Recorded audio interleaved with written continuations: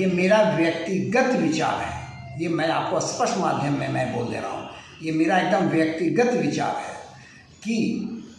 अगर हम लोग वित्तरहित वाले कलंकित हैं, अपराधी हैं, समाज पर बोझ हैं, समाज को हम लोग बर्बाद कर रहे हैं, तो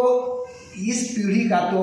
अंत तो बहुत ही बुरा हो ही रहा है। तो हम रिक्वेस्ट करेंगे, इस तरह की भेदभावना है अगर हम लोग एकदम ख़त्म है तो क्यों नहीं ऐसा कर दिया जाए जिस तरीके से अगर हो सकता है कि वित्तरहित शिक्षा नीति के थ्रू समाज बर्बाद हो रहा हो, शिक्षा बर्बाद हो रही है, आने वाला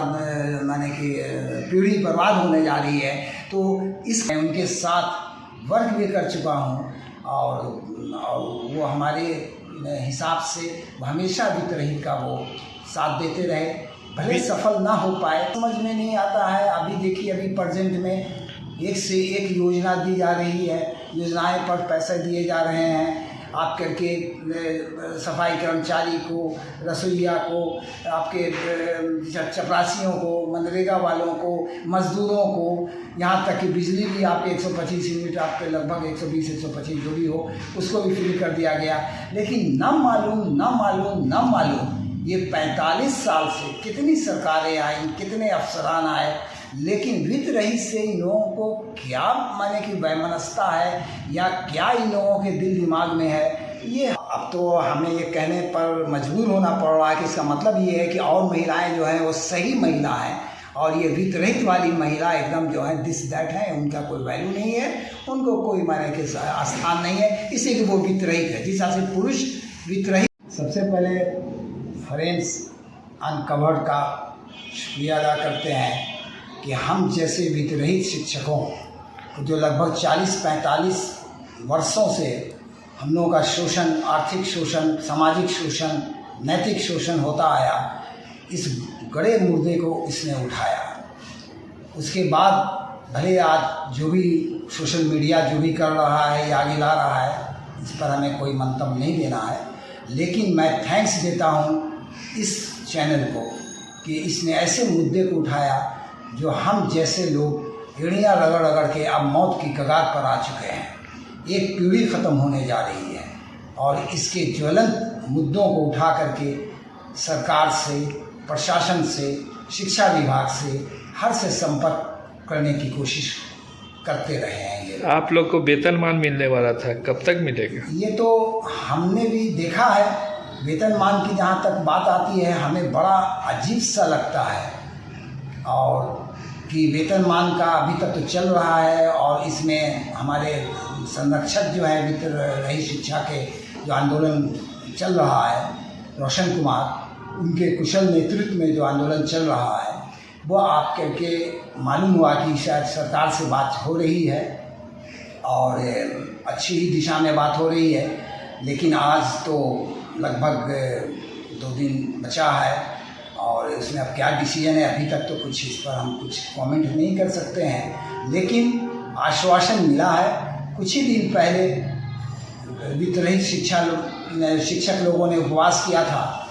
जो उस वक्त हमारे माननीय प्रोफेसर जो MLC भी हैं, नवल किशोर यादव जी, वो आए और फलों का रस पिला करके उनका उपवास तोड़ा और साथ ही साथ उन्होंने आश्वस्त किया कि हम जाके सरकार से इस पर बात करेंगे। उन्होंने, हम तो कहेंगे कि वो शुरू से हम जैसे वित्तरहित को उन्होंने हमेशा सपोर्ट किया है, लेकिन उनकी भी कुछ सीमाएं हैं, वो अपनी सीमा से बढ़ के तो कर नहीं सकते हैं। उनको सिग्नेचर करने का तो अधिकार है नहीं, डिसीजन लेने का तो अधिकार है नहीं, वो एक अपना सलाह दे सकते हैं और उन्होंने हमेशा बेशकीमती सलाह दिया। और शायद मैं आपको इस माध्यम से अवगत भी करा दूं कि मैं उनके साथ वर्क भी कर चुका हूं और वो हमारे हिसाब से हमेशा वित्तरहित का वो साथ देते रहे, भले सफल ना हो पाए। वित्तरहित को वेतन देने में सरकार को इतनी टाइम क्यों लग रहा है? हमें भी ये चीज़ समझ में नहीं आता है। अभी देखिए, अभी प्रेजेंट में एक से एक योजना दी जा रही है, योजनाएं पर पैसे दिए जा रहे हैं, आप करके सफाई कर्मचारी को, रसोइया को, आपके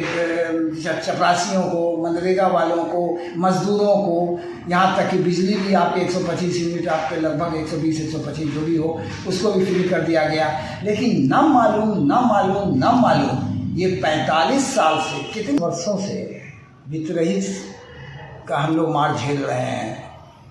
परिवार से भी झेलते हैं, समाज से भी झेलते हैं। और कितने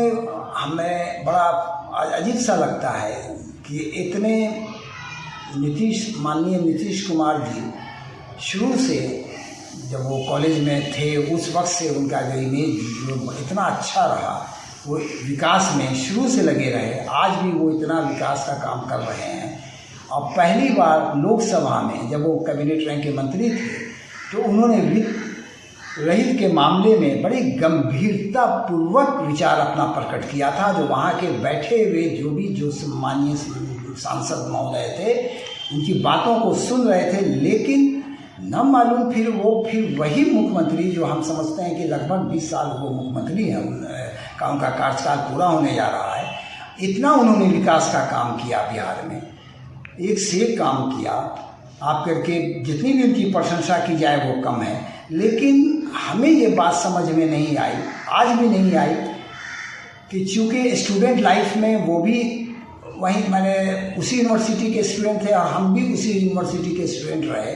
हम लोग की फैकल्टी चेंज थी, लेकिन हम लोग एक दूसरे को माने आते जाते जानते थे, एक्टिव वो बहुत रहे। लेकिन इनमें फिर 20 साल के अंदर भी वित्त रहित वालों के बारे में कैसे उनका ध्यान उस पर नहीं गया। और आज भी हम लोग मिलने की कोशिश करते हैं तो वो बात हो नहीं पाती है। हमारे दल वाले भी गए, बहुत से लोग जाते भी हैं और एक से एक प्रोजेक्ट दिया है उन्होंने आज में भी। और हम उम्मीद करते हैं उनसे कि अब तो कार्यकाल समाप्त होने वाला है, 1-2 रोज में शायद एक लास्ट कैबिनेट बैठक भी होने वाली है। अगर वो उसमें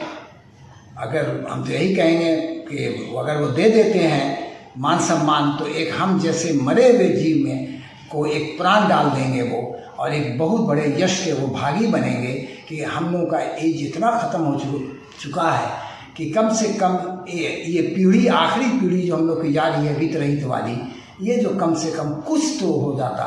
लेकिन अब तो माननीय नीतीश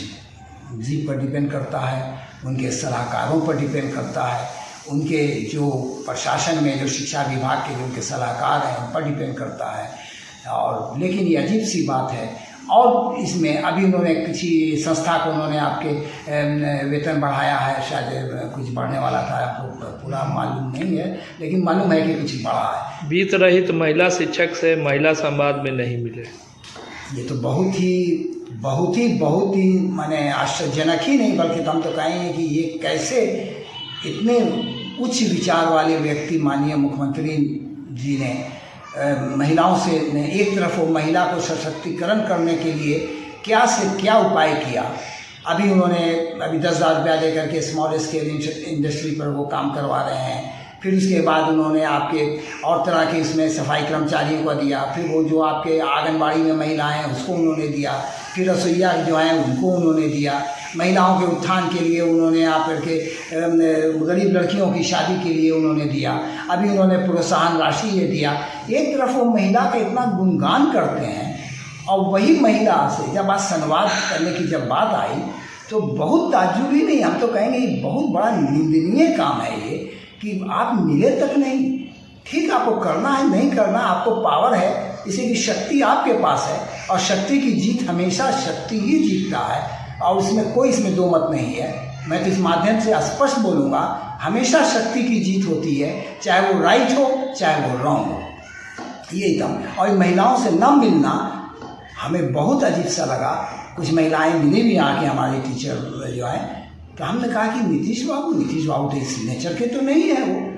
क्यों नहीं मिले, क्या बात थी? या तो आप लोगों में कुछ कमियां हुई या वहाँ कुछ ऐसे उनके सलाहकार लोग होंगे, इसी की मंत्री लोग भी तो अपने कान के थोड़ा सा दिस दैट भी तो होते हैं। अरे भाई, महिला शिक्षक महिला नहीं थी।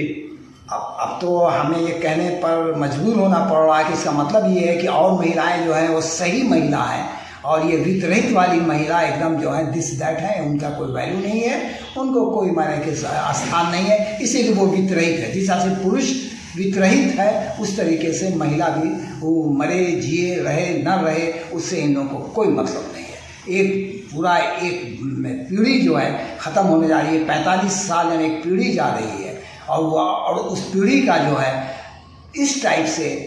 माने कि औरत को इस टाइप से यानी कि नहीं मिलना, ये तो बहुत ही निंदनीय है। अगर वेतनमान नहीं मिलता है तो आप क्या करेंगे? भाई इसमें हम लोग कर ही क्या सकते हैं, कमज़ोर वर्ग क्या करेगा। लेकिन एक चीज़ सही है कि ये तो लास्ट कैबिनेट बैठक हम समझते हैं कि अगले वीक में माने सोमवार मंगल बुध तक हो जाएगी, तो उसमें इनको तो कर देना, माने रिक्वेस्ट भी है, आग्रह भी है हम लोगों के तरफ से भी, सब लोग वित्त का वो कर देते तो कम से कम कुछ हम लोग को जीने का कुछ सहारा हो जाता। और अगर ये मेरा व्यक्तिगत विचार है, ये मैं आपको स्पष्ट माध्यम में मैं बोल दे रहा हूँ, ये मेरा एकदम व्यक्तिगत विचार है कि अगर हम लोग वित्तरहित वाले कलंकित हैं, अपराधी हैं, समाज पर बोझ हैं, समाज को हम लोग बर्बाद कर रहे हैं, तो इस पीढ़ी का तो अंत तो बहुत ही बुरा हो ही रहा है। तो हम रिक्वेस्ट करेंगे पूरे बिहार वासियों से भी और मंत्रियों से भी, माननीय मुख्यमंत्रियों से भी,